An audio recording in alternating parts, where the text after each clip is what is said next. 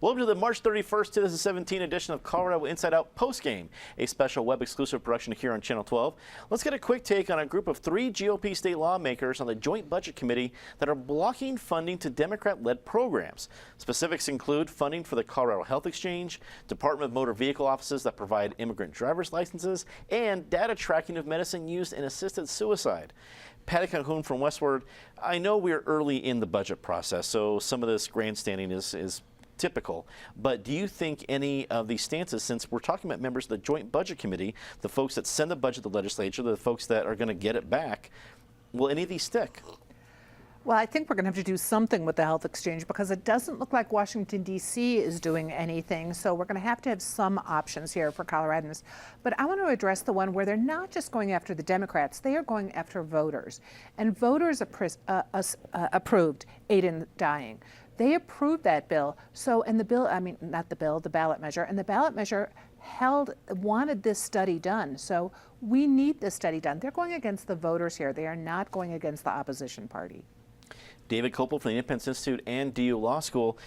What do you think from what we're seeing so far? Is this showing that there's a little bit more fight ahead in the budget process? Well, yeah, there's always it's always something, as Rosanna Dana always used to say about the Colorado budget. I agree with Patty on the point about the assisted suicide data tracking. It's in the statute that was enacted by the voters, and I definitely agree with the opponents, the 35% of Coloradans who voted against it. But it was our Colorado system is the people can make laws by initiative. They made it, and I think the legislature should implement them in good faith, even though I understand why they think it's reprehensible, but it's the people's decision on that. Penfield Tate, attorney at QTAC Rock, also a longtime state lawmaker. You've been a part of this process before. You're the one that explained on the show. We went a little more in depth on the state budget process of how it's gone in the past. Seeing that this was coming from lawmakers on the Joint Budget Committee, does that add a little more intrigue, or is this just because it was the first draft?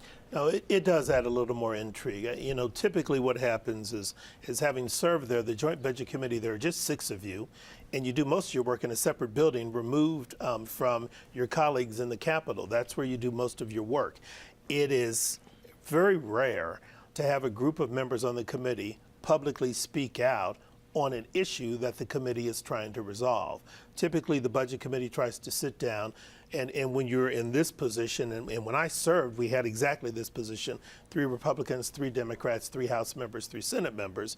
You sit down and figure out how to get a 4th vote somewhere so that you can smooth these issues in the budget. So when you present it to your colleagues, you at least are of a like mind, because your obligation as a Budget Committee member is once the budget goes across the street and gets introduced, all 6 of you stand in defense of the entire bill. Doesn't matter how you felt on a particular line item, you stand in defense of the entire bill because that's your considered judgment on a bipartisan basis of what's best for the state. So I don't know what's going on behind the scenes here. One year I served, we did have Governor Owens do some things to politicize the process that made it difficult, but it never made the press and it never blew up like this has. So this is a little concerning to me.